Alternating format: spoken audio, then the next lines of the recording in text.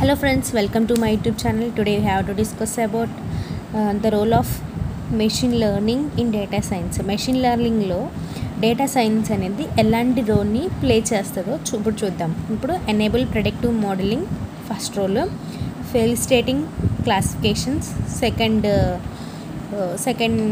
Role, support and anomaly detection ఇది third role.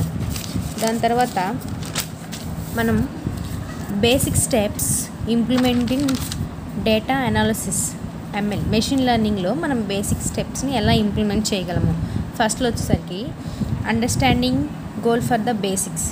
మనం first ఆ అండర్స్టాండింగ్ ఆ గోల్స్ యొక్క బేసిక్స్ని మనం అర్థం చేసుకోవాలి. తర్వాత choose a right tool or choose algorithms. మనం రైట్ ఆల్గరిథమ్స్ని సెలెక్ట్ చేసుకోవాలి. తర్వాత ప్రిపేర్ ద డేటా అకార్డింగ్లీ.